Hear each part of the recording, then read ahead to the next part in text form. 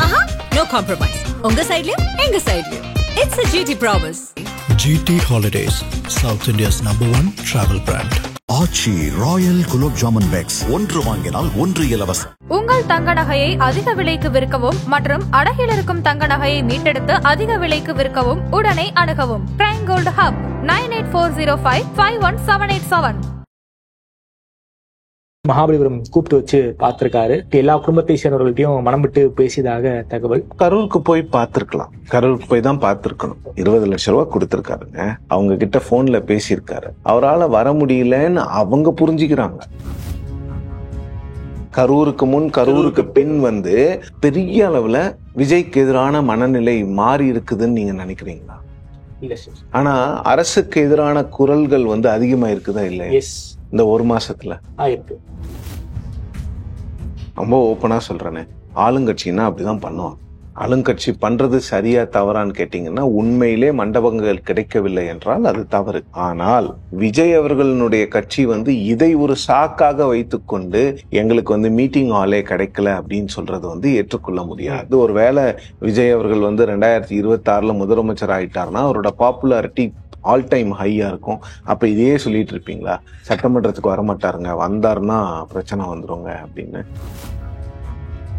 விஜய் அரசியலை பொறுத்த வரைக்கும் என்ன செய்யணும், என்ன செய்யக்கூடாது? முதல்ல விஜய் பஸ்ல இருந்து கீழே இறங்கணும். மக்களோடு மக்களாக பழக வேண்டும், மக்களுடன் கை குலுக்க வேண்டும். மக்கள் கையை ஹார்டா கொடுத்தாங்கன்னா அதை அக்செப்ட் பண்ணிக்கணும். ஒரு சில விஷயங்கள் வரும், அதெல்லாம் தாங்கினாதான் நீங்க அரசியல்ல முதலமைச்சர் ஆக முடியும். அதிமுகவும் பாஜகவும் விஜயை கூட்டணிக்கு அழைப்பது புதுசல்ல. ஆரம்பம் முதலே பேசுறாங்க. அவங்க என்னன்னா, விஜய் அந்த கதவை எல்லாம் சாத்திட்டாரு. இவங்க என்ன நினைக்கிறாங்கன்னா, அந்த திறந்தாருன்னா கதவை திறக்கும் போது நம்ம உள்ள போயிடலாம்னு இவங்க நினைக்கிறாங்க. அவர் உள்ள வந்துடணும் இல்ல, இவங்க உள்ள போயிடணும்னு பாக்குறாங்க. விஜய் கிட்ட எதுவுமே இல்லை. அவர் ஒரு அன்டெஸ்டட் பர்சன் தமிழ்நாட்டை பொறுத்த வரைக்குமே. அப்போ இருக்கிறத விட்டுட்டு பறக்கிறதுக்கு ஆசைப்படுவாங்களா காங்கிரஸ் அப்படின்ற ஒரு கேள்வி. அதாவது திமுக காங்கிரஸ் கூட்டணி இந்த எலெக்ஷனுக்கு உடையாதுங்கிறது தான் என்னுடைய கருத்து. விஜய் தன்னுடைய பலத்தை 2026 நிரூபித்த பிறகு 29 வாய்ப்பு இருக்கு. திமுக கூட்டணி உடைஞ்சிரும். ஏன் உடையணும்? உடைஞ்சாதான் மத்தவங்க வர முடியும்னு எல்லாருக்கும் தெரியுது. இப்போ அதிமுகவும் பாஜகவும் ஏன் விஜயை கூப்பிட்டுக்கிட்டே இருக்காங்க? அப்பதான் திமுக வீழ்த்த முடியும்னு அவங்க நினைக்கிறாங்க. அப்போ நான் போலன்னா அந்த அலையன்ஸ் ஜெயிக்காதுன்னு தெரியுது இல்ல, என்டிஏ அலையன்ஸ். அப்ப விஜய் என்ன முடிவு எடுப்பாருன்னு நினைக்கிறீங்க நீங்க? விஜய் தனித்து தான் இந்த தேர்தலில் நிற்பதுதான் விஜயினுடைய அரசியல் எதிர்காலத்திற்கு நல்லது. அப்படி விஜய் இந்த தேர்தலில் கூட்டணிக்கு போயிட்டாருன்னா, விஜய் கூட்டணிக்கு டிடிவி தினகரன் போக வாய்ப்பு இருக்கா? இல்ல, நிச்சயமா இருக்கு. விஜய் தலைமையில ஒரு கூட்டணி அமையும். நான் இப்ப சொல்றது என்னன்னா, விஜய் இன்னொரு கூட்டணிக்கு போக மாட்டாருங்கிறது தான் நான் சொல்றேன். கூட்டணி தேடி வருபவர்களுக்கு ஆட்சி பங்களிக்கப்படும். ஆட்சியில் பங்கு அதிகாரம். இந்த ஒரு வார்த்தை திமுக கூட்டணியை சிதைத்து விடும் அவங்க பிளான் பண்ணாங்க. அந்த ஸ்ட்ராட்டஜி ஃபெயிலியர் ஆயிடுச்சு. இப்ப அவங்களுக்கு அவங்கள தேடி யார் வராங்களோ அவங்கள நிச்சயமா சேர்த்துப்பாங்க. அதிமுக, தாவேகா, பாமக, தமிழ் மாநில காங்கிரஸ் எல்லா கட்சியும் கூட சேர்த்துக்கோங்க. பாஜக தவிர்த்து என்ன ஆகும்? Sure shot winning. 2026 முதலமைச்சரா எடப்பாடி பழனிசாமி அமர்கிறார். விஜய்க்கு துணை முதலமைச்சர் பதவி கொடுக்கறாங்கன்னு வச்சுக்கோங்க. 31 போட்டி யாருக்கும் இருக்கும்? ஏடிஎம்கே பிளஸ் டிவிகே, திமுகவுக்கு போட்டியா தான் இருக்க வாய்ப்பு இருக்கு. ஏடிஎம்கே பிளஸ் டிவிகே தானே. டிவிகே தனி பெரும் கட்சியா எப்போ வரும்? ஆட்சி சுகம் கண்டுட்ட பிறகு தனித்து போட்டியிட முடியுமா? 2 ஆப்ஷன் தான். விஜய்க்கு நான் முதலமைச்சர் ஆகணும், என் கட்சி ஆட்சிக்கு வரணும்னு நினைச்சாருன்னா விஜய் போக மாட்டாரு. எனக்கு அரசியல் எல்லாம் முக்கியம் கிடையாது, எனக்கு திமுகவை தோக்கடிக்கணும்னு நினைச்சாருன்னா அதிமுகவோட கூட்டணி வைப்பார். ஆதநேயர்களுக்கு அன்பு வணக்கம். இன்று நம்மோடு பெங்களூரிலிருந்து வெளிவரும் டெக்கான் ஹால் ஆங்கில ஏட்டின் தமிழக செய்தியாளர் திருமிகு சிவப்பிரியன் வந்துள்ளார். வணக்கம் சார். வணக்கம் சார். நல்லா இருக்கீங்களா? மகிழ்ச்சி சார். சார், அந்த கரூர் சம்பவம் சார், அது ஒரு மிகப்பெரிய ஒரு அரசியல் மாற்றமாக தமிழ்நாட்டில் நடந்திருக்கு. அதாவது தமிழ்நாடு அரசியலை இப்போது கரூருக்கு முன் கரூருக்கு பின் அப்படிங்கிற ஒரு பிரித்து பார்க்க வேண்டிய கட்டாயத்துல நாம எல்லாருமே இருக்கோம். சம்பவம் நடந்து கிட்டத்தட்ட 1 மாசம் ஆயிடுச்சு. விஜய் போகல, விஜய் கரூருக்கு போல, பாதிக்கப்பட்டவர்களுக்கு ஆறுதல் சொல்லங்கிறத ஒரு பெரிய இஷ்யூவாக பார்க்கப்பட்டது. கரூர்ல எல்லாருமே சென்னைக்கு கூப்பிட்டு வச்சு, மகாபலிபுரம் கூப்பிட்டு வச்சு பார்த்திருக்காரு. அவர்கிட்ட எல்லா குடும்பத்தை சேர்ந்தவர்கள்ட்டையும் மனம் விட்டு பேசியதாக தகவல். இந்த ஸ்ட்ராட்டஜியை பொறுத்த வரைக்கும் டிவிக்கே தொடர்ச்சியாக தப்பு பண்ணிக்கிட்டு இருக்காங்கிற ஒரு மாதிரியான ஒரு பார்வை இருக்கு. நீங்க இதை எப்படி சார் பாக்குறீங்க இந்த இஷ்யூவை பொறுத்த வரைக்கும்? கரூருக்கு போய் பார்த்திருக்கலாம், கரூருக்கு போய் தான் பார்த்திருக்கணும். அதுல எந்த மாற்று கருத்தும் இல்லை. பட் என்னன்னா, இது இன்னமும் கூட விஜய் ஒரு உச்ச நட்சத்திரம். அந்த உச்ச நட்சத்திரத்தை மக்கள் மத்தியில் கொண்டு செல்வது கஷ்டம். அந்த உச்ச நட்சத்திரை பார்த்தாலே கூட்டம் கூடிவிடும். கூட்டம் கூடிவிட்டால் அங்கு போலீஸ் தடியடி நடக்கும். இவரை எப்படி அழைத்து செல்வது? இவர் முகத்திற்காகவே வாக்குகள் வந்துவிடும். இவர் பேசினாலே மக்கள் வாக்குச்சாவடிகளில் குவிவார்கள் அப்படிங்கிற எண்ணத்தினுடைய வெளிப்பாடுதான் கரூருக்கு போகாமல் மகாபலிபுரத்தில் அந்த மக்களை அழைத்து பேச வைத்தது அந்த எண்ணத்தின் வெளிப்பாடு தான். இதுல எந்த மாற்று கருத்தும் எனக்கு இல்லை. விஜய் அவர்கள் நீங்க போகணும்னு நினைச்சிருந்தா நிச்சயமா லாஜிஸ்டிக்ஸ் இஷ்யூஸ் எல்லாம் இருக்கும். ரொம்ப ஓப்பனா சொல்றேனே, ஆளுங்கட்சின்னா அப்படிதான் பண்ணுவாங்க. அது யாரா இருந்தாலும் சரி, உங்களுக்கு செல்வாக்கு இருக்குன்னா உங்க செல்வாக்கை எப்படியெல்லாம் குறைக்கலாம், உங்களுக்கு எப்படியெல்லாம் தடைகளை போடுவாங்க அப்படிங்கிறது எல்லாருக்குமே தெரியும். அது தடைகள் வரதான் செய்யும். அந்த தடைகளை எதிர்த்து, அந்த தடைகளை தகர்த்து தான் நீங்க அரசியல் பண்ணணும். ஆளுங்கட்சி பண்றது சரியா தவறான்னு கேட்டீங்கன்னா, உண்மையிலே மண்டபங்கள் கிடைக்கவில்லை என்றால் அது தவறு. ஆளுங்கட்சியினுடைய அதிகார போக்கு, அந்த அதிகார போக்கு கண்டிக்கத்தக்கது. ஆனால் அதே நேரத்தில் விஜய் அவர்களுடைய கட்சி இதை ஒரு சாக்காக வைத்துக்கொண்டு எங்களுக்கு ஆடிட்டோரியமே கிடைக்கல, எங்களுக்கு மீட்டிங் ஹாலே கிடைக்கல அப்படின்னு சொல்றது ஏற்றுக்கொள்ள முடியாது. அது ஒரு எக்ஸ்கியூஸாக தான் பார்க்கப்படும். அரசியல்ல ஒரு 41 பேரை நீங்க ஒரு இடத்துல போய் பார்க்க முடியலன்னா இன்னும் எவ்வளவோ சேலஞ்சஸ் வரும். இன்னும் லட்சக்கணக்கான மக்களை, கோடிக்கணக்கான மக்களை நீங்கள் சந்திக்க வேண்டியது வரும். நாளைக்கு நீங்கள் ஆட்சிக்கு வந்து விட்டால் இது போன்ற ஒரு துயர சம்பவம் நடந்தால் அன்றைக்கும் இதையே சொல்வீர்களா? அன்னைக்கு ஒரு வேளை விஜய் அவர்கள் 2026 முதலமைச்சர் ஆயிட்டார்னா அவரோட பாப்புலாரிட்டி ஆல் டைம் ஹையா இருக்கும். அப்ப இதையே சொல்லிட்டு இருப்பீங்களா? சட்டமன்றத்துக்கு வரமாட்டாருங்க, வந்தாருன்னா பிரச்சனை வந்துருங்க அப்படின்னு. நான் ஏற்கனவே சொன்னது போலதான், முதல்ல விஜய் பஸ்ல இருந்து கீழே இறங்கணும். மக்களோடு மக்களாக பழக வேண்டும், மக்களோடு மக்களாக இருக்க வேண்டும், மக்களுடன் கைகுலுக்க வேண்டும். மக்கள் கையை ஹார்டா கொடுத்தாங்கன்னா அதை அக்செப்ட் பண்ணிக்கணும். ஒரு சில விஷயங்கள் வரும், கை வலிக்கும், உடம்பெல்லாம் வலிக்கும், நாளெல்லாம் நடந்தீங்கன்னா உடம்பு வலிக்கும். அதெல்லாம் தாங்கினாதான் நீங்க அரசியல்ல முதலமைச்சர் ஆக முடியும். எம்ஜிஆர் ஒரே நாள்ல கட்சி ஆரம்பிச்ச உடனே அவர் திரைப்பிரபலத்தினால் மட்டும் அவர் முதலமைச்சர் ஆகவில்லை. அவர் அந்த திமுக அப்படிங்கிற அந்த இயக்கத்திற்காக உடைத்திருக்கிறார், தனக்காக உடைத்திருக்கிறார், அந்த மக்களுக்காக உடைத்திருக்கிறார், மக்களோடு மக்களாக இருந்திருக்கிறார்.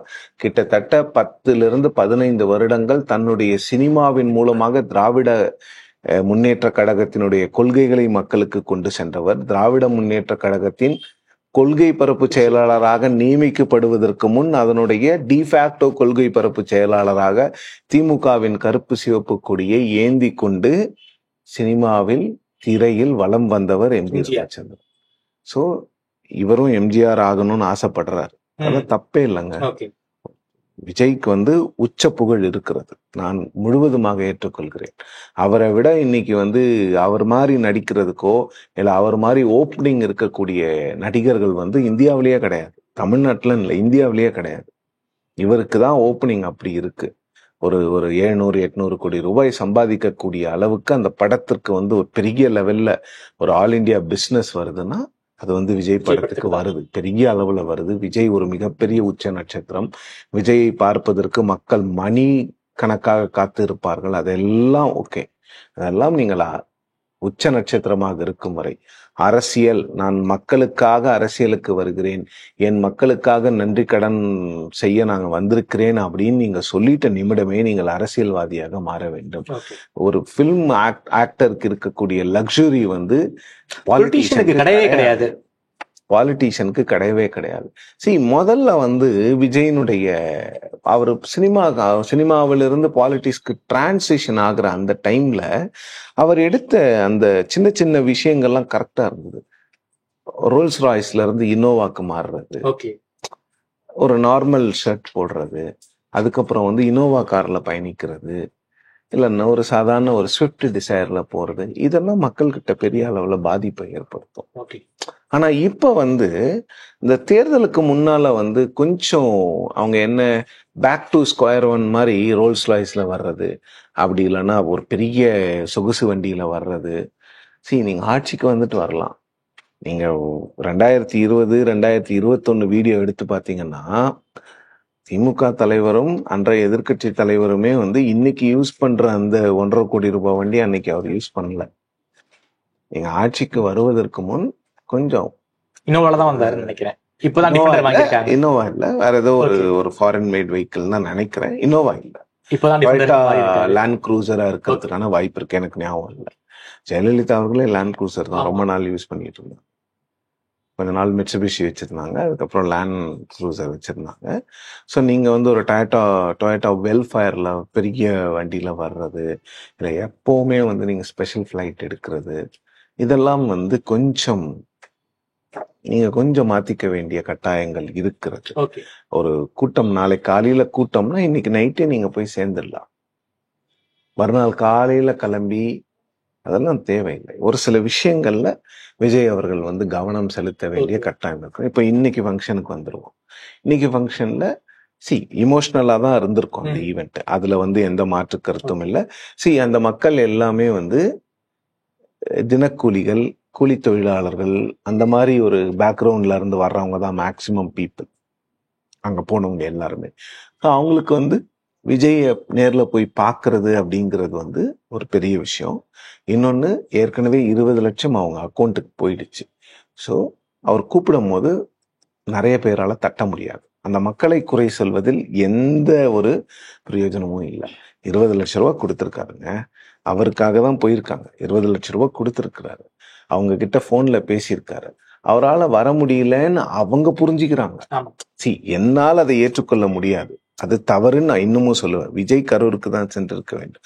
பட் அந்த ஃபேமிலிஸோடைய சிச்சுவேஷன் பாருங்களேன்.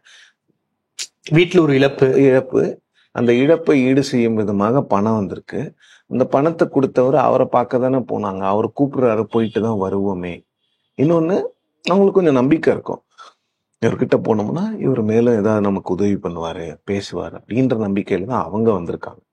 உங்களுடைய விமர்சனங்களை எல்லாம் வைக்கப்பட வேண்டியது விஜய் மற்றும் தாவேகாவின் மீதே தவிர பாதிக்கப்பட்ட மக்கள் மீது அல்ல.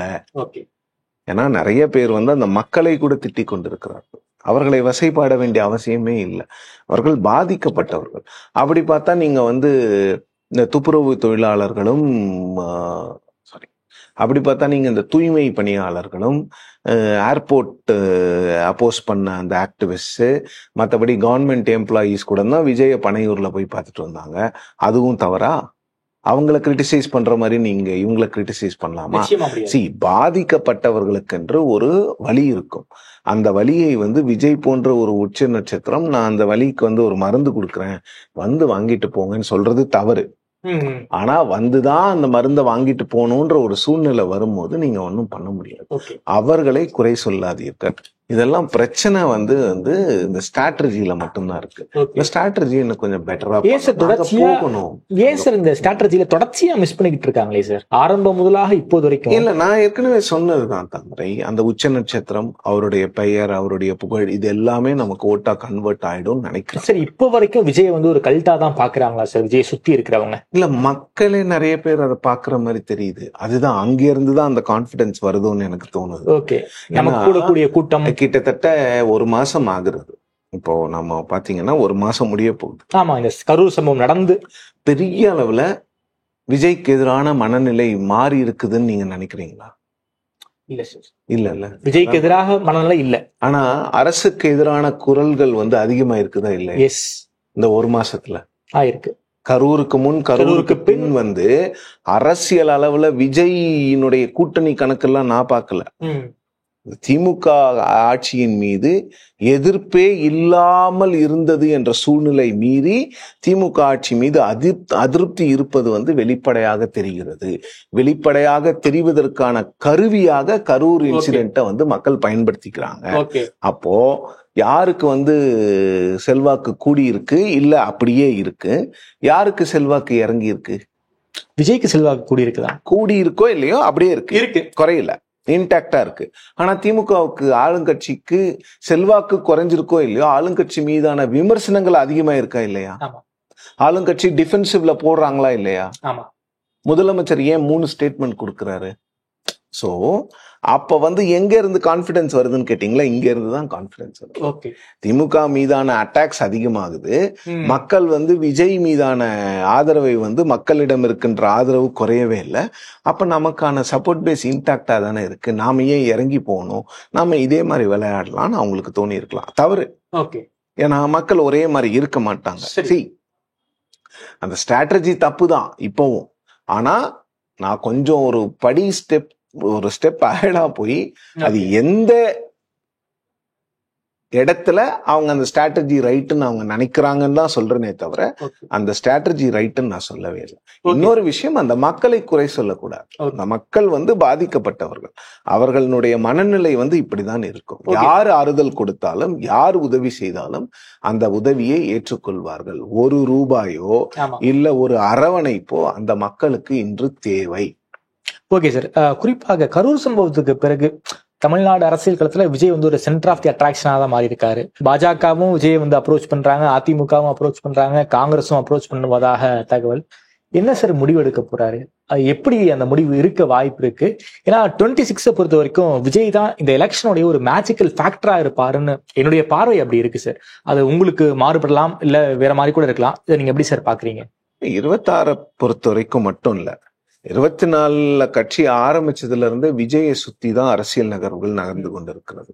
கரூர்னால இன்னும் கொஞ்சம் அதிகமா இருக்கே தவிர விஜயை சுற்றி தான் அரசியல் நகர்வுகள் இருக்கிறது.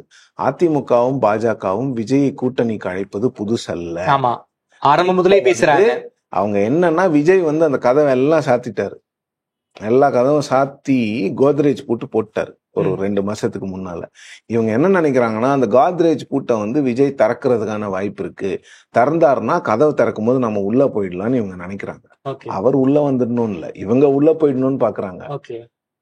இங்க இன்னொன்னு காங்கிரஸ் பத்தி கேட்டீங்க, அதுக்கு நான் வரேன். காங்கிரஸ் கூட்டணி விஜயோடு வைப்பதற்கான வாய்ப்புகள் இருக்கிறது. விஜய் தன்னுடைய பலத்தை நிரூபித்து 2026 நிரூபித்த பிறகு 29 வாய்ப்பு இருக்கு. 26 காங்கிரஸ் திமுகவை விட்டு தவேகா பக்கம் போவதற்கான வாய்ப்புகளை நான் பார்க்கவில்லை. ஏன்னா காங்கிரஸ் ஒரு அசம்பிளி எலெக்ஷனுக்காக ஒரு நேஷனல் லெவல்ல 32 எம்பிகளை வைத்திருக்கக்கூடிய ஒரு பொலிட்டிக்கல் பார்ட்டியை ஸ்லைட் பண்ணிட்டு போக மாட்டாங்க. ஏன்னா திமுக கிட்ட 22 தான் சார் வச்சிருக்காங்க. ராஜ்யசபால 10 பேர் இருக்காங்கல்ல. உங்களுக்கு ராஜ்யசபாலையும் சேர்த்து தானே நீங்க பாஜகவை எதிர்க்கிறீங்க. நீங்க லோக்சபால மட்டும் பாஜகவை எதிர்க்கிறது இல்ல. பாஜக அந்த 10 பேரை வச்சு நீங்க ராஜ்யசபால பில்ஸை பிளாக் பண்ணலாமா இல்லையா? ராஜ்யசபால எல்லா பில்ஸையும் நீங்க செலக்ட் கமிட்டிக்கு அனுப்பலாமா இல்லையா? அப்போ இங்க தமிழ்நாட்டுல நான் கேட்கிறேன், அப்படியே விஜய் திமுகவை விட்டு விஜயும் காங்கிரஸும் இணைந்தாலும் கூட எவ்வளவு சீட்ஸ் ஜெயிப்பாங்க? இல்ல விஜய் உடனே முதலமைச்சர் ஆயிடுவாரா? முடியாது சார். அப்ப காங்கிரஸுக்கு திமுகவிடம் இருந்து விலகுவதற்கு விஜய் கிட்ட 30 எம்பி இருந்தா ஓகேங்க, இல்ல அட்லீஸ்ட் 15 எம்பி இருந்தா ஓகே.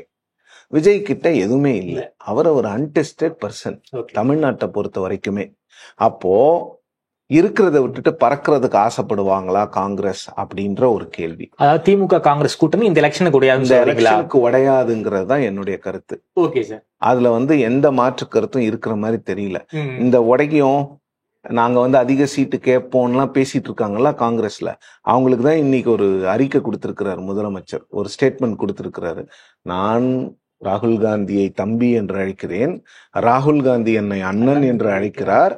இந்த உணர்வு ஒரு ஃப்ரெண்ட்ஷிப்பா மட்டும் இல்லாம இது ஒரு பொலிட்டிக்கல் ரிலேஷன்ஷிப்பா மட்டும் இல்லாம ஒரு ஐடியாலஜிக்கல் ரிலேஷன்ஷிப்பா மாறி இருக்கு. அதே கமிட்மெண்ட்டை நான் மற்றவங்க கிட்டையும் எதிர்பார்க்கிறேன் அப்படின்னு எல்லார் வாயையும் அடைக்கும்படியாக தான் முதலமைச்சர் என்று பேசியிருக்கிறார். ஓகே சார், அதான் டெல்லி கூட பேசிக்கிறேன், நீங்க யாரும் பேசாதீங்கன்னு தமிழ்நாடு ராகுல் காந்தியும் ஒரே லைன்ல இருக்கிறோம். நீங்க யாரும் நடுவுல வந்தாலும் அங்க ஒன்னும் ஆகாது. நாங்க வேற வேற பாதையில பயணித்த கட்சிகள் தான். ஆனால் இன்று இந்தியா ஒன்னா இருக்கு, இந்தியா நல்லா இருக்கணுங்கிறதுக்காக நாங்க வந்திருக்கிறோம். இந்த மாதிரி இடத்துல ராகுல் காந்தி என்னை அண்ணன் என்று அழைப்பார், நான் அவரை தம்பி என்று அழைப்பேன். அகெயின் இதே போன்ற இந்த டிரான்ஸ்ஃபர்மேஷன் ஆஃப் தி ரிலேஷன்ஷிப் எல்லாம் பேச வேண்டிய அவசியம் இல்லை. காங்கிரஸ் பேர் இயக்கத்திற்கும் எங்களுக்கும் நீண்டகால உறவு இருக்கிறதுன்னு சொல்லிட்டு ஒரு வார்த்தையில முடிச்சுட்டு வந்துடலாம். அந்த அந்த அறிக்கையில கிட்டத்தட்ட 7 பத்தி இருக்கு இந்த ஸ்டேட்மெண்ட்ல, இன்னைக்கு அவரோட ஸ்பீச்ல. மற்ற ஸ்பீச் எல்லாமே வந்து நியூஸ் பாயிண்ட்னா இந்த காங்கிரஸை பத்தி அவர் பேசினது மட்டும்தான். எந்த பேக்ரவுண்ட்லன்னா செல்வ பெருந்தகை 3 நாளா கிரிட்டிசைஸ் பண்ணிட்டு இருக்கிறாரு. அது மட்டும் இல்லாமல் திருச்சி வேலுச்சாமி போன்றவர்கள் வந்து நீங்க சீட்டு கொடுக்கலன்னா நாங்க வந்து போயிடுவோம், விஜய் கூட போயிடுவோம் ஓப்பனா பேசுறாங்க. அதெல்லாம் வந்து இவங்க யாரும் முடிவெடுக்கிற அதிகாரத்துல யாருக்குமே கிடையாது. தமிழ்நாடு காங்கிரஸ் உள்ளவங்க வந்து விஜய் கூட போகணுங்கிற மைண்ட் செட் அவங்களுக்கு இருக்கு. ஆனாலும் தேசிய தலைமை எந்த ஒரு பார்வையும் செலுத்தாம எந்த ஒரு ரியாக்ஷனும் பண்ணாம இருக்காங்களே. தமிழ்நாடு காங்கிரஸ் வந்து எப்ப பார்த்தாலும் அடுத்தவங்களோட போறத பத்தியே தான் யோசிப்பாங்களா? அவங்க சொந்தமா சுயமா அவங்க வந்து கட்சியை வளர்க்கறத பத்தி தமிழ்நாடு காங்கிரஸ் யோசிக்கிறதா? ஏங்க, பிஜேபின்னு ஒரு கட்சி இருக்கு, 3.5% 5.5% ஆகுறாங்க. கூட்டணி கட்சிகளோட உதவியோட ஒரு தனி அணியை ஃபார்ம் பண்ணி 11% ஆகுறாங்க. நீங்க இன்னும் யாரோட கூட்டணிக்கு போலாம்? திமுக விட்டுட்டு நீங்க தனியா போய் உங்க கட்சியை வளர்த்தீங்கன்னா பரவாயில்ல, பாராட்டலாம். நாங்க விஜயோட போறோம். விஜய் டெஸ்டடே கிடையாது. ஓகே, 29க்கு பாசிபிலிட்டி இருக்கு. சரி, விஜய்க்கு வந்து நீங்க உங்களுடைய ஆதரவு வந்து பெருமளவுல அவருடைய இமேஜை பூஸ்ட் பண்ணும். நான் இல்லைன்னு சொல்ல. இன்னொரு கான்ஸ்பிரசி இதுல கொண்டு வராங்க.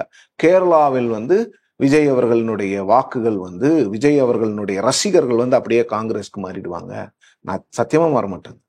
கேரளாவுல விஜய்க்கு மிகப்பெரிய வந்து ஒரு மிகப்பெரிய ஸ்டார்டம் இருக்குங்க. அதெல்லாம் ஓட்டா மாறுமா? தாமரை செல்வன், என்ன பேசுறோம் நாம?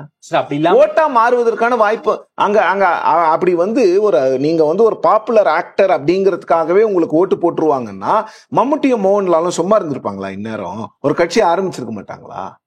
அங்க என்ன சுரேஷ் கோபி என்ன கட்சி ஆரம்பிச்சா பண்ணாரு? அவரும் ஒரு தேசிய கட்சியில ஆரம்பிக்க போறாரு. ஏங்க, ஒரு எம்பி ஆகிறதுக்கு அவர் பிரைம் மினிஸ்டர் 2 முறை வந்தாருங்க குருவாயூருக்கு. கல்யாணத்துக்குலாம் வந்தாரு சார். கல்யாணத்துக்கு அவருக்கு ஓட்டு கேட்கறதுக்கு வந்ததுதான் அந்த கல்யாணத்துக்கு. 2 முறை பிரைம் மினிஸ்டர் வராருங்க. அவ்வளவு போராடி கஷ்டப்பட்டு தான் அந்த ஒரு தொகுதியில ஜெயிச்சிருக்காங்க. தமிழ்நாட்டுல வந்து நடிகர்கள் வந்து அரசியல்வாதிகளாக மாறியது இருக்கலாம், மக்கள் பெருமளவில் ஏற்றுக்கொண்டிருக்கலாம். ஒரு பிறப்பால் மலையாளியான மருதூர் கோபாலன் ராமச்சந்திரனை மக்கள் இங்கு ஏற்றுக்கொண்டார்கள். ஆனால் ஒரு நடிகரை அங்கு முதலமைச்சராக ஏற்றுக்கொண்ட வரலாறே வந்து உங்களுக்கு வந்து கேரளால கிடையாது. கர்நாடகால கூட பாலிட்டிஷியன்ஸ் வந்து சினிமால இருந்து பாலிட்டிஷியன்ஸ் ஆயிருக்காங்க. அவங்க எல்லாம் அம்பரீஷ் கூட அதிகபட்ச மந்திரியா தான் ஆக முடிஞ்சது. அங்க யாரும் முதலமைச்சர் ஆகல. நடிகர்கள் முதலமைச்சர் ஆனது வந்து 2 மாநிலத்துல மட்டும்தான், தமிழ்நாடு, ஆந்திர பிரதேஷ். ஆந்திரால கூட ஒருத்தர் தான், அதுக்கப்புறம் இன்னும் யாரும் ஆக முடியல. இன்னொருவர் ஏங்க துணை முதலமைச்சர் தாங்க வந்தார்ல சார். துணை முதலமைச்சருங்க, முதலமைச்சர்னு ஒருத்தர் மேல இருக்கிறாரு. நீங்க வேற ஒரு கட்சியில இருக்கிறதுனால தான் துணை முதலமைச்சர்னு உங்களை மேடையிலே உட்கார வைக்கிறாங்க. அதே அந்த கட்சியில இருந்தீங்கன்னா உங்களுக்கு கீழே தான் சீட்டு. சார், அதே போல தமிழ்நாடுல வந்து பவன் கல்யாண் வந்து விஜய் கூட பேசியிருக்காரு.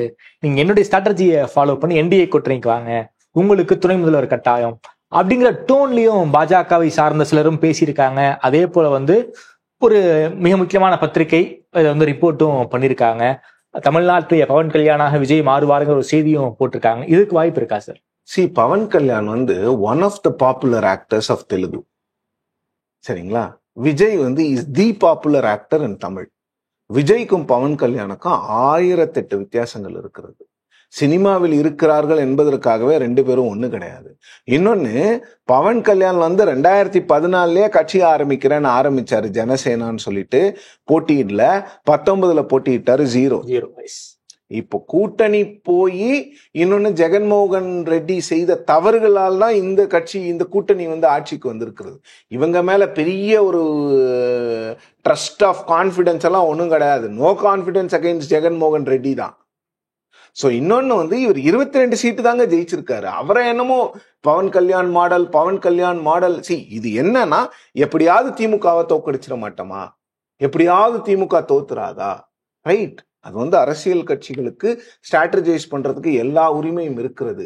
நான் என்ன சொல்றேன்னா, போன வருஷம் வரைக்கும் எல்லாம் என்ன சொல்லிட்டு இருந்தாங்க, போன 2-3 மாசம் வரைக்கும் திமுக கூட்டணி உடைஞ்சிரும். ஏன் உடையணும்? உடஞ்சாதான் மத்தவங்க வர முடியும்னு எல்லாருக்கும் தெரியுது. இப்போ அதிமுகவும் பாஜகவும் ஏன் விஜயை கூப்பிட்டுக்கிட்டே இருக்காங்க? அப்பதான் திமுக வீழ்த்த முடியும்னு அவங்க நினைக்கிறாங்க. அவ்வளவுதான் கதை.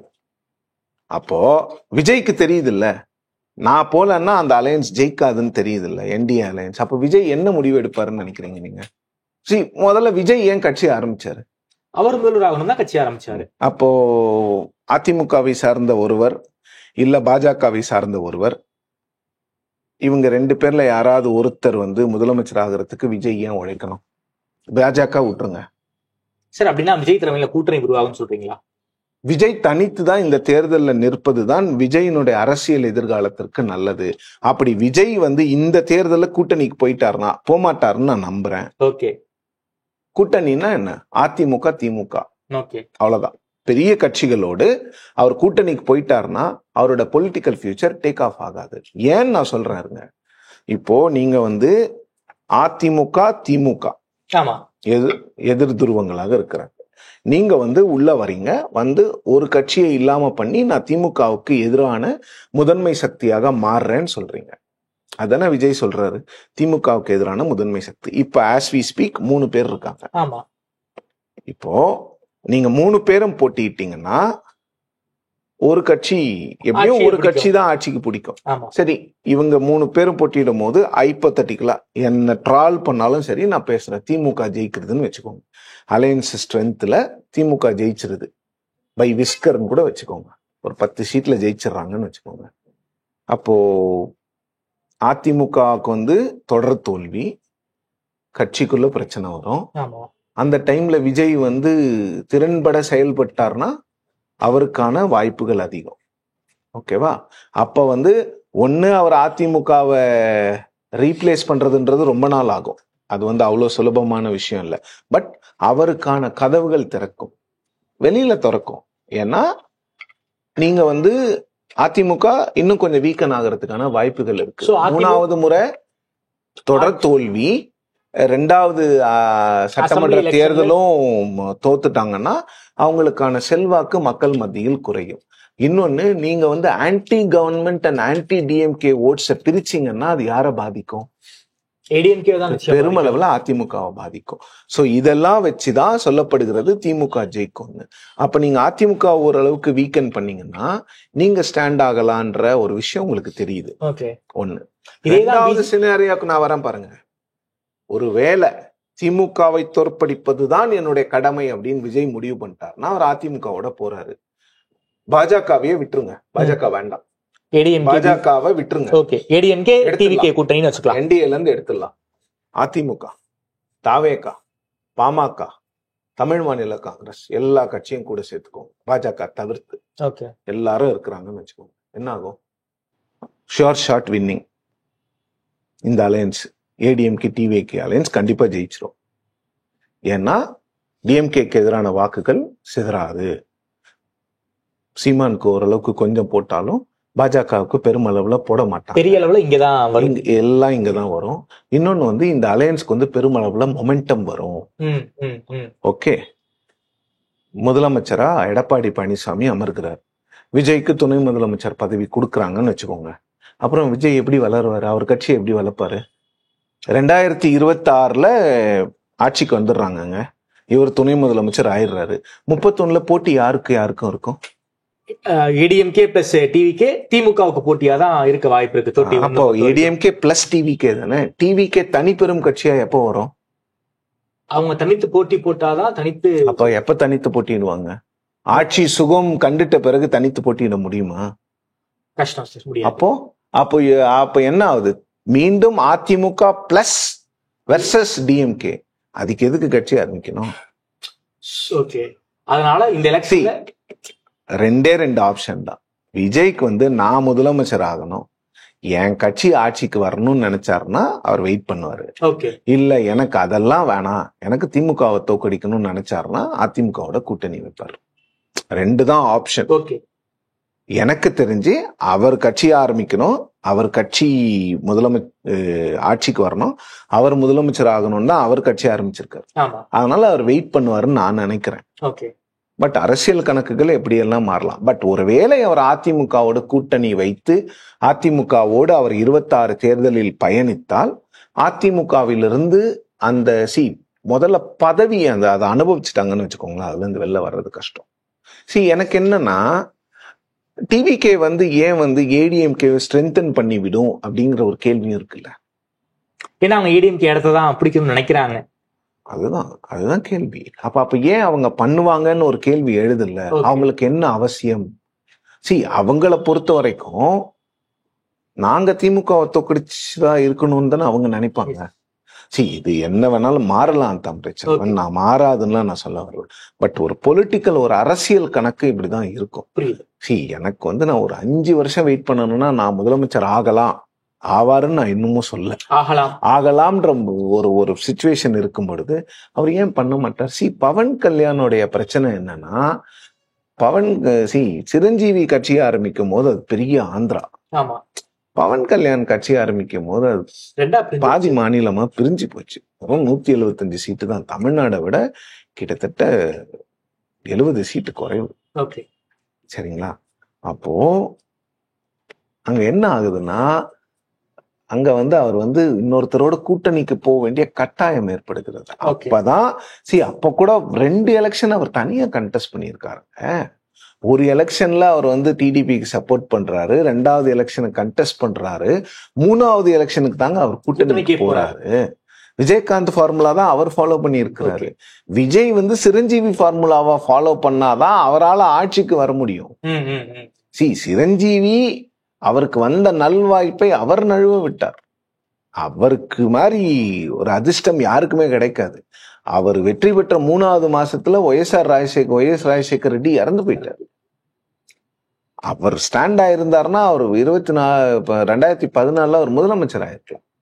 வாய்ப்புகள் நிறைய இருந்தது. அவர் அதை தவற விட்டு விட்டார். அவருக்கு காங்கிரஸோட இணைஞ்சு நமக்கு ஒரு மத்திய அமைச்சரவை பதவி போதும்னு சொல்லிட்டு பதவியை 2 வருஷம் அனுபவிச்சாரு. பதவியை விட்டுட்டு காங்கிரஸ்ல இருந்து விலகி சினிமாவுக்கு போயிட்டாரு. இப்ப கோடியே சம்பாரிச்சிட்டு இருக்காரு. இது உங்களை நம்பி வந்தவங்கன்னு இருக்காங்களா, அவங்கெல்லாம் பதவிக்கு தான் வராங்க. யாரும் இங்க மக்கள் சேவை செய்யலாம், யாரும் அரசியலுக்கு எல்லாம் வரலாம். அதெல்லாம் அந்த காலம்லாம் முடிந்து விட்டது. சோ அரசியல் பண்ணணும்னு நினைச்சாருன்னா விஜய் போக மாட்டாரு. எனக்கு அரசியல் எல்லாம் முக்கியம் கிடையாது, எனக்கு திமுகவை தோக்கடிக்கணும், அது மட்டும்தான் என்னுடைய அரசியல் கொள்கை, அது மட்டும்தான் என்னுடைய லைஃப் டைம் கோல் நினைச்சாருன்னா ஏடிஎம்கேவோட போவாரு. நிச்சயமா அந்த கூட்டணி ஜெயிக்கிறதுக்கான வாய்ப்புகள் இருக்குது. அதையும் நான் சொல்றேன் சார். அதாவது விஜய் லாங் டேர்ம்ல அரசியல் பண்ணணும் அப்படின்னா யார் கூடயும் கூட்டணி போகக்கூடாது, அதுதான் அவருடைய அரசியலுக்கு நன்மை பயக்கணும்னு சொல்றீங்க. விஜய் தலைமையில ஒரு கூட்டணி உருவாகுமா? ஏன்னா சமீப காலமாக டிடிவி தினகரன் அவர்கள் விஜய விஜயகாந்தோட கம்பேர் பண்ணி பேசுறாரு. 2006 விஜயகாந்த் என்ன ரோல் பண்ணாரோ அதே மாதிரியான விஷயத்த 26 விஜய் பண்ண வாய்ப்பு இருக்கு. ஏன்னா 2006-11 திமுகவில் ஒரு சிம்பிள் மெஜாரிட்டியோட ஆட்சி அமைக்க முடியல, மைனாரிட்டி ஆட்சியா தான் ஆட்சியை பிடிச்சாங்க. அதே மாதிரியான நிலைமை அமைய வாய்ப்பு இருக்குங்கிறாரு. குறிப்பாக விஜய் கூட்டணிக்கு டிடிவி தினகரன் போக வாய்ப்பு இருக்கா? நிச்சயமா இருக்கு. விஜய் தலைமையில ஒரு கூட்டணி அமையும். நான் இப்ப சொல்றது என்னன்னா, விஜய் இன்னொரு கூட்டணிக்கு போக மாட்டாருங்கிறது தான் நான் சொல்றேன். பேசிக்கலா அடிப்படை அரசியல் மாற்றம் கொண்டு வருவேன்னு சொல்லியாச்சு. நான் தான் திமுகவுக்கு எதிரான முதன்மை சக்தின்னு சொல்லியாச்சு. மக்கள் விரும்பும் முதல்வர் வேட்பாளர் விஜய்ன்னு சொல்லியாச்சு. அதுல இருந்து கீழே இறங்கினா என்ன ஆகும்? அதுல இருந்து ஒரு ஸ்டெப் கீழே இறங்கினா என்ன ஆகும்? அவ்வளவுதான். அதுக்கு மேல வேற எதுவுமே அங்க கிடையாது. விஜய் தலைமையில கூட்டணி அமைந்தால் விஜய் நினைச்சது என்னன்னா, 2024 அக்டோபர் 27 சரியா ஒரு வருஷத்துக்கு முன்னால அவர் நினைச்சது என்னன்னா, அனௌன்ஸ் பண்ணாரு, வரும் கூட்டணி தேடி வருபவர்களுக்கு ஆட்சி பங்களிக்கப்படும். அந்த ஒரு வார்த்தை திமுக கூட்டணியை சிதைத்து விடும் அவங்க பிளான் பண்ணாங்க. அந்த ஸ்ட்ராட்டஜி ஃபெயிலியர் ஆயிடுச்சு. திமுக கூட்டணியில இருந்து யாரும் போறதுக்கு ரெடியா இல்ல. அந்த வார்த்தை திமுக கூட்டணிக்கு விடுக்கப்பட்ட சவால். அந்த சவாலில் திமுக வெற்றி பெற்று விட்டது. இப்ப அவங்களுக்கு அவங்கள தேடி யார் வராங்களோ அவங்கள நிச்சயமா சேர்த்துப்பாங்க. டிடிவி தினகரன் போகலாம், ஓபிஎஸ் போன்றவர்கள் போகலாம், புதிய தமிழகம் கிருஷ்ணசாமி போகலாம், ஜான் பாண்டியன் போகலாம். இவங்கெல்லாம் பாக்குறதுக்கு உங்களுக்கு சின்ன சின்ன பாக்கெட்ஸ்ல இருக்கிறவங்களா இருப்பாங்க. அந்தந்த இடங்கள்ல ஒரு சட்டமன்ற தேர்தல் வரும்பொழுது இவங்கெல்லாம் இவங்க ஜெயிக்கிறாங்களோ இல்லையோ மற்றவர்களுடைய வெற்றி வாய்ப்பை பறிக்கலாம். இவர்களுக்கான பர்சன்டேஜை இவங்க கூட்டம். முதல் தேர்தலை பொறுத்த வரைக்கும் உங்களுக்கு வந்து பர்சன்டேஜ் பிளஸ் உங்களுடைய இன்ஃப்ளூயன்ஸ் மட்டும்தான் மேட்டர்ஸ். நீங்க 15% எடுத்தீங்கன்னா போனஸ், பிளஸ் வந்து ஒரு 5 சீட்டு நீங்க ஜெயிச்சிருங்கன்னு வச்சுக்கோங்களேன், டபுள் போனஸ். அதுக்கு மேல போனீங்கன்னா உங்களுக்கு போனஸா ஏறிக்கிட்டே இருக்கும். முதல் தேர்தல்ல உங்களுக்கு டெஸ்டே கிடையாதுங்க. நான் கடந்த காலங்கள்ல சொன்னதுதான், விஜய்க்கு டெஸ்ட் வந்து 26க்கு அப்புறம் தான். அவர் எப்படி அரசியல் பண்ண போறாரு, எதிர்கட்சி அரசியல்ல அவர் வந்து முன்னிருப்பாரா.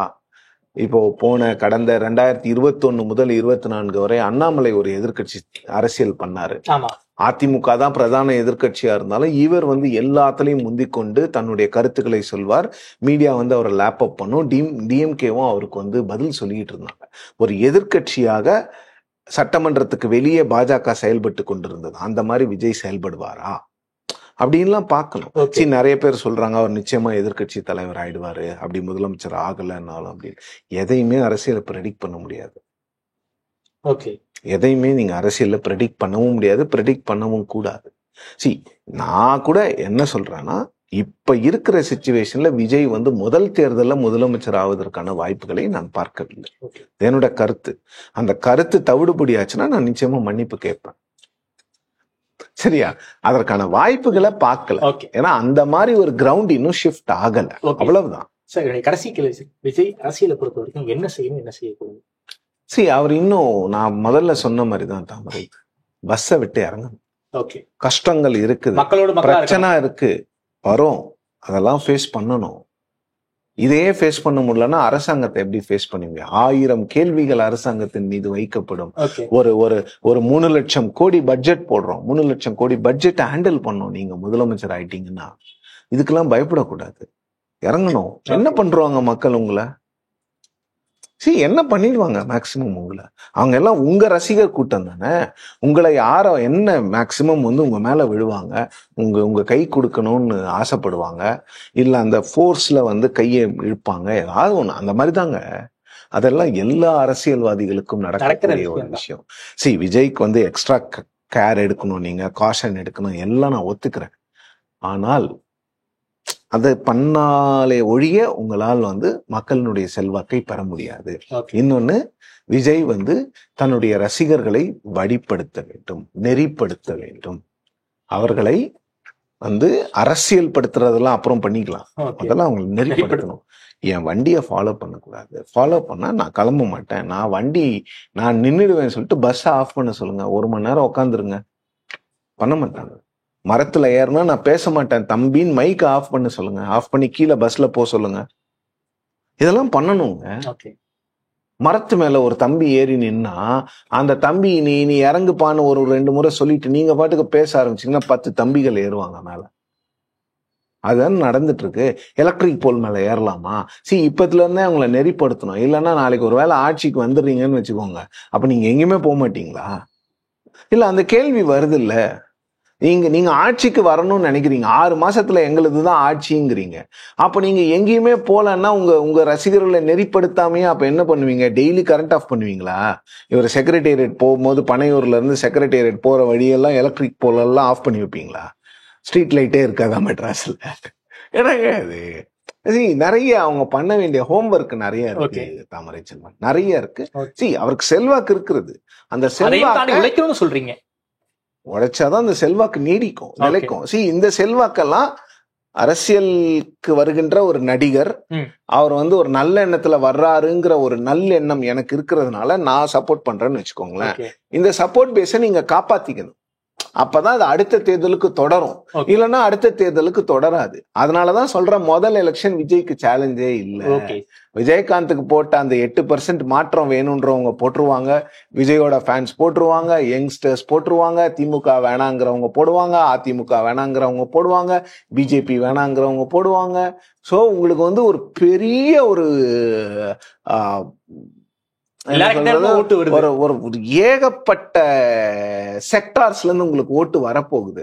அந்த ஓட்டை நீங்க 26க்கு அப்புறம் எப்படி தக்க வச்சுக்க போறீங்கிறதுதான் சேலஞ்சு. 26 உங்களுக்கு சேலஞ்சே இல்லைங்கிறனா அததான் நான் ஒரு வருஷமா சொல்லிட்டு இருக்கிறேன்.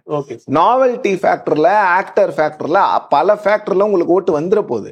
அந்த ஓட்டை தக்க வச்சுக்கிறதுக்கு இப்பத்துல இருந்தே நீங்க வழி பண்ணணும். அதுக்கு முதல்ல ரசிகர்களை நெறிப்படுத்தணும், அப்புறம் அரசியல் படுத்துங்க. அதன் பிறகு நீங்களும் ஒரு சில மக்கள்கிட்ட எப்படி நடந்துக்கணும், எப்படி மக்கள்கிட்ட பழகணும், மக்கள்கிட்ட எப்படி பேசணும் அப்படிங்கிற விஷயங்களை பேச்சுல விஜய் கிட்ட முதல்ல ஆரம்பிச்சதுல இருந்து இப்போதைக்கு பெரும் மாற்றம் இருக்கிறது. பெரிய ஒரு இம்ப்ரூவ்மெண்ட், முன்னேற்றம் இருக்கிறது. அதே போன்று மக்கள் கான்டாக்ட்லயும் அவர் முன்னேறணும். இது எல்லாமே அவருக்கு முதலமைச்சர் ஆகணும்ன்ற எண்ணம் இருந்தால் மட்டும்தான். இல்லைன்னா அதை பத்தி யாருக்கும் கவலை இல்லை. அவர் இல்லைங்க எனக்கு முதலமைச்சர் ஆக வேண்டாம், நான் ஒரு துணை முதலமைச்சரை செட்டில் ஆயிடுறேன்னு சொன்னா யாரும் அவரை கேள்வி கேட்க முடியாது. அது அவரோட விருப்பங்க. அதை யாரும் கேள்வி கேட்க முடியாது. ஓகே சார், ரொம்ப நன்றி சார். குறிப்பாக விஜய் அரசியல் தொடர்பான பல்வேறு கேள்விகளுக்கு ரொம்ப விரிவாக பதில் சொல்லியிருக்கீங்க.